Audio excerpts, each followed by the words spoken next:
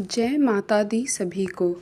आज नवरात्र का दूसरा दिन है जिसमें हम माँ ब्रह्मचारिणी की पूजा अर्चना करते हैं। ब्रह्मचारिणी का अर्थ है तप की चारिणी, यानी तप का आचरण करने वाली। देवी का यह रूप पूर्ण ज्योतिर्मय और अत्यंत भव्य है।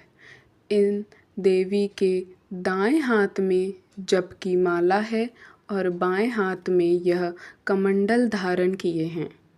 पूर्व जन्म में ब्रह्मचारिणी देवी ने हिमालय के घर पुत्री रूप में जन्म लिया था और नारद जी के उपदेश से भगवान शंकर को पति के रूप में प्राप्त करने के लिए घोर तपस्या की थी।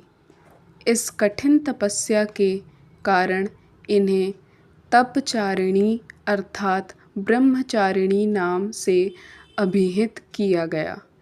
1000 वर्ष तक इन्होंने केवल फल फूल खाकर बिताए और 100 वर्षों तक केवल जमीन पर रहकर शाक पर निर्वाह किया।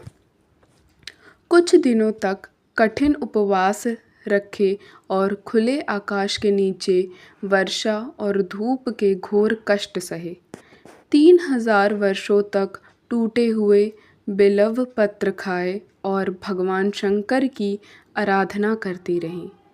इसके बाद तो उन्होंने सूखे बिल्व पत्र खाना भी छोड़ दिया।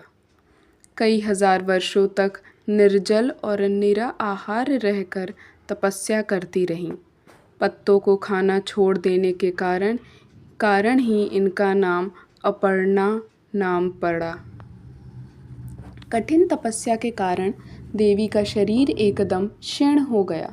देवता, ऋषि, सिद्धगण, मुनि सभी ने ब्रह्मचारिणी की तपस्या को अभूतपूर्व पुण्य कृत्य बताया, सराहना की और कहा, हे देवी, आज तक किसी ने इस तरह की कठोर तपस्या नहीं की। यह तुम्ही से ही संभव थी। तुम्हारी मनोकामना परिपूर्ण होगी और भगवान चंद्रमौली शिव जी तुम्हें पति के रूप में प्राप्त होंगे। अब तपस्या छोड़कर घर लौट जाओ।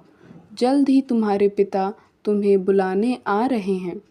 इस देवी की कथा का यह सार है कि जीवन के कठिन संघर्षों में भी मन विचलित नहीं होना चाहिए। माँ ब्रह्मचारिणी देवी की कृपा से सर्व सिद्ध प्राप्त होती हैं। दुर्गा के रूप के दूसरे दिन देवी के इस स्वरूप की उपासना की